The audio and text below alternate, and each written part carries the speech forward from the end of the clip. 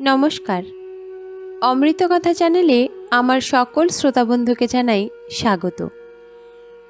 শ্রী শ্রী ঠাকুর রামকৃষ্ণ পরমহংসদেবের চরণে আমার ভক্তিপূর্ণ প্রণাম জানাই। ওং স্থাপকায় চ ধর্মশ্চ সর্বধর্মস্বরূপিণে অবতার বরিষ্ঠায় রামকৃষ্ণায় তে নমঃ। শুনে নিন আজকের কথামৃত। ঠাকুর শ্রী রামকৃষ্ণের সঙ্গে আচার্য শ্রী বেচারামের বেদান্ত ও ব্রহ্মতত্ত্ব প্রসঙ্গে আলোচনা। সন্ধ্যার পর আদি সমাজের আচার্য শ্রীযুক্ত বেচারাম বেদিতে বসিয়া উপাসনা করিলেন। মাঝে মাঝে ব্রহ্মসঙ্গীত ও উপনিষদ হইতে পাঠ হইতে লাগিল। উপাসনান্তে ঠাকুর শ্রী রামকৃষ্ণের সঙ্গে বসিয়া আচার্য অনেক আলাপ করিতেছেন। ঠাকুর শ্রী রামকৃষ্ণ: আচ্ছা, নিরাকারও সত্য, আবার সাকারও সত্য, আপনি কি বলো? আচার্য: আজ্ঞা, নিরাকার যেন ইলেকট্রিক কারেন্ট, চোখে দেখা যায় না, কিন্তু অনুভব করা যায়। ঠাকুর শ্রী রামকৃষ্ণ: হ্যাঁ, দুই সত্য। সাকার নিরাকার দুই সত্য। শুধু নিরাকার বলা কিরূপ জানো?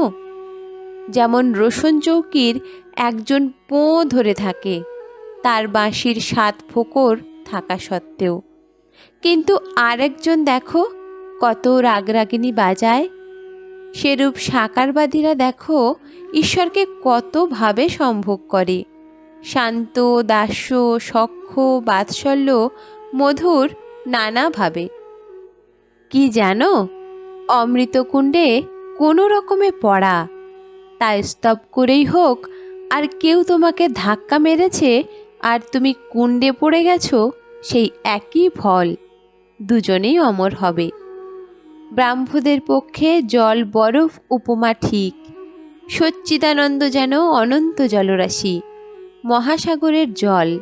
ঠান্ডা দেশে যেমন স্থানে স্থানে বরফের আকার ধারণ করে, সেইরূপ ভক্তিহীনে সেই সচ্চিদানন্দ ভক্তের জন্য সাকার রূপ ধারণ করেন। ঋষিরা সেই অতীন্দ্রিয় চিন্ময় রূপ দর্শন করেছিলেন, আবার তার সঙ্গে কথা কয়েছিলেন। ভক্তের প্রেমের শরীর ভাগবতী তনু দ্বারা সেই চিন্ময় রূপ দর্শন হয়। কথায় আছে, ব্রহ্ম অবাঙ্গন সুগোচর, অর্থাৎ জ্ঞান সূর্যের তাপে সাকার বরফ গলে যায়। ব্রহ্মজ্ঞানের পর, নির্বিকল্প সমাধির পর, আবার সেই অনন্ত বাক্যমনের অতীত অরূপ নিরাকার ব্রহ্ম। ব্রহ্মের স্বরূপ মুখে বলা যায় না, চুপ হয়ে যায়। অনন্তকে কে মুখে বোঝাবে? পাখি যত উপরে ওঠে, তার উপর আরও আছে, তার শেষ নাই। আপনি কি বলো? আচার্য: আজ্ঞা হাঁ, বেদান্তে ওইরূপ কথাই আছে। ঠাকুর শ্রী রামকৃষ্ণ আবার বলিলেন, লবণ পুত্তলিকা সাগর মাপতে গিয়েছিল, ফিরে এসে আর খবর দিলে না। একমতে আছে সুখদেবাদি দর্শন স্পর্শন করেছিল, ডুব দেয় নাই। আমি একবার বিদ্যাসাগরকে বলেছিলাম, সব জিনিস এঁটো হয়ে গেছে, কিন্তু ব্রহ্ম উচ্ছিষ্ট হয় নাই, অর্থাৎ ব্রহ্ম কি কেউ মুখে বলতে পারে নাই। মুখে বললেই জিনিসটা এঁটো হয়। বিদ্যাসাগর পণ্ডিত শুনে ভারী খুশি হয়েছিল। এই বলে ঠাকুর আরও বলিলেন, কেদারের দিকে শুনেছি বরফে ঢাকা পাহাড় আছে। ঠাকুর এখানে কেদারনাথের কথা বললেন। তিনি বললেন, বেশি উচ্চে উঠলে আর ফিরতে হয় না। যারা বেশি উচ্চেতে কি আছে, গেলে কিরূপ অবস্থা হয়, এসব জানতে গিয়েছে, তারা ফিরে এসে আর খবর দেয় নাই। তাকে দর্শন হলে মানুষ আনন্দে বিহ্বল হয়ে যায়, চুপ হয়ে যায়। খবর কে দেবে, কে বুঝাবে? 7 দেউড়ির পর রাজা।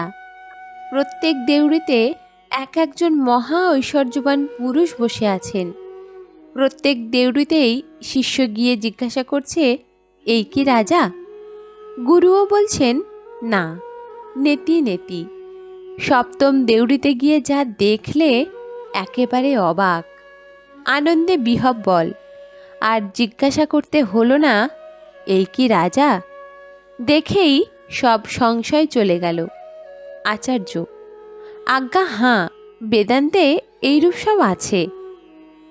ঠাকুর শ্রীরামকৃষ্ণ, যখন তিনি সৃষ্টি স্থিতি প্রলয় করেন তখন তাকে সগুণ ব্রহ্ম আদ্যাশক্তি বলি।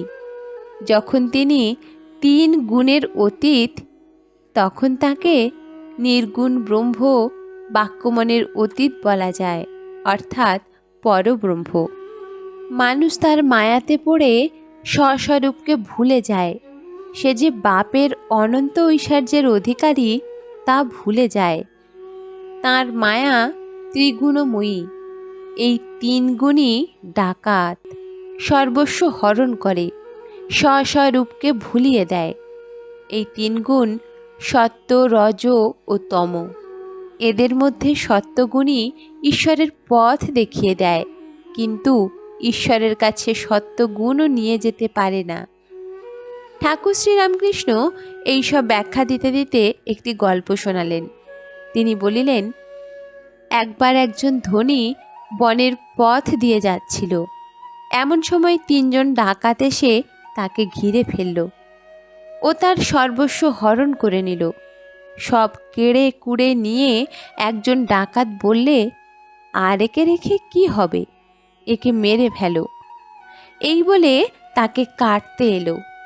দ্বিতীয় ডাকাত বললে, মেরে ফেলে কাজ নেই, একে আষ্টে পৃষ্ঠে বেঁধে এখানেই ফেলে রেখে যাওয়া যাক, তাহলে পুলিশকে খবর দিতে পারবে না। এই বলে ওকে বেঁধে রেখে ডাকাতরা চলে গেল। খানিকক্ষণ পরে তৃতীয় ডাকাতটি ফিরে এলো। এসে বললে, আহা, তোমার বড় লেগেছে না? আমি তোমার বন্ধন খুলে দিচ্ছি। বন্ধন খুলবার পর লোকটিকে সঙ্গে করে নিয়ে ডাকাত পথ দেখিয়ে দেখিয়ে চলতে লাগলো। সরকারি রাস্তার কাছে এসে বললে, এই পথ ধরে যাও, এখন তুমি অনায়াসে নিজের বাড়িতে চলে যেতে পারবে। লোকটি বললে, সে কি মহাশয়, আপনিও চলুন, আপনি আমার কত উপকার করলেন। আমার বাড়িতে গেলে আমরা কত আনন্দিত হব। ডাকাতটি তখন বললে, না, আমার ওখানে যাবার জো নাই, পুলিশে ধরবে। এই বলে সে পথ দেখিয়ে দিয়ে চলে গেল। এই গল্পটির মধ্য দিয়ে ঠাকুর শ্রীরামকৃষ্ণ এটাই বোঝাতে চাইলেন যে প্রথম ডাকাতটির তমগুণ, যে বলেছিল একে রেখে আর কি হবে, মেরে ফেলো, অর্থাৎ তমগুণে বিনাশ হয়। দ্বিতীয় ডাকাতটির রজগুণ, রজগুণে মানুষ সংসারে বদ্ধ হয়, নানা কাজে জড়ায়। রজগুণ ঈশ্বরকে ভুলিয়ে দেয়। সত্যগুণী কেবল ঈশ্বরের পথ দেখিয়ে দেয়। দয়া, ধর্ম, ভক্তি এসব সত্যগুণ থেকেই হয়। সত্যগুণ যেন সিঁড়ির শেষ ধাপ, তারপরেই ছাদ। মানুষের স্বধাম হচ্ছে পরব্রহ্ম। ত্রিগুণাতীত না হলে ব্রহ্মজ্ঞান হয় না। আচার্য, বেশ সব কথা হলো আজ। ঠাকুর শ্রীরামকৃষ্ণ সহাস্যে, ভক্তের স্বভাব কি জানো? আমি বলি তুমি শুনো, তুমি বলো আমি শুনি। তোমরা আচার্য, কত লোককে শিক্ষা দিচ্ছ। তোমরা জাহাজ, আমরা জেলে ডিঙি। সকলের হাস্য। জয়তু শ্রীরামকৃষ্ণ। আজকের কথামৃত এই পর্যন্ত। আমার কথামৃত পাঠ আপনাদের ভালো লাগলে অমৃত কথা চ্যানেলটিকে সাবস্ক্রাইব করবেন। আজকের ভিডিওটি ভালো লাগলে লাইক ও শেয়ার করবেন এবং পরবর্তী ভিডিও সবার আগে পেতে নোটিফিকেশান বেলটিকে অন করবেন। ধন্যবাদ।